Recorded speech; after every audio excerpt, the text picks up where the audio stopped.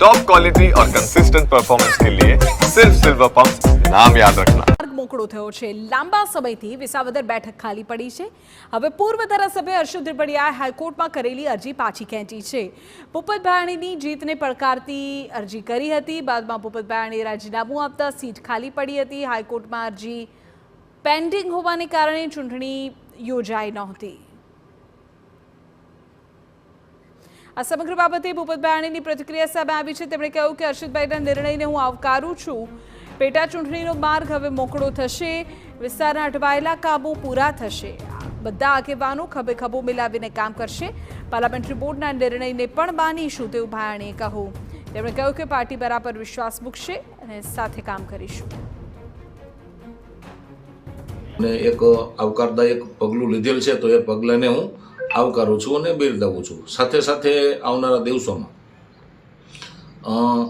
બધા સિનિયર આગેવાનો સાથે મળી ખભે ખભો મિલાવી અને બધા કામ કરવાના છે।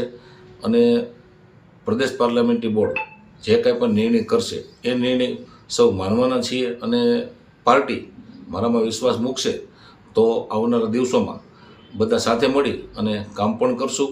અને પાર્લામેન્ટરી બોર્ડનો જે કાંઈ પણ નિર્ણય હશે એ બધા આગેવાનો નિર્ણય માનશે અને અમારા વિસ્તારના હિતમાં સૌ સાથે મળી અને કામ કરશું। પૂર્વ ધારાસભ્ય હર્ષદ ત્રિપડિયાએ પણ પ્રતિક્રિયા આપી। કહ્યું કે ન્યાયિક પ્રક્રિયામાં સમય પસાર થતો હતો। વિસાવદરની ચૂંટણી પિટિશનના કારણે મોડી થતી હતી। વિસ્તાર ધારાસભ્ય વિહોણું ના રહે તેથી આ નિર્ણય લેવાયો છે। ચૂંટણીનો માર્ગ મોકળો થાય તે માટે પિટિશન પરત ખેંચી છે।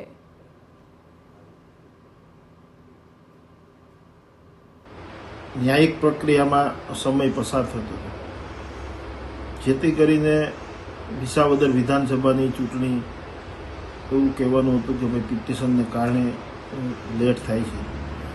તો મારા વિસ્તાર આ ખેતી સાથે જોડાયેલો વિસ્તાર છે। મારા છેવાડાનો ગરીબ માણસને ધારાસભ્ય વિહોણું કેમ રાખવું એટલા મેં મારા અંતરાત્માથી મને નક્કી કર્યું કે હું મારી પિટિશન પાછી ખેંચી લઉં અને ચૂંટણીનો માર્ગ મોકળો થાય।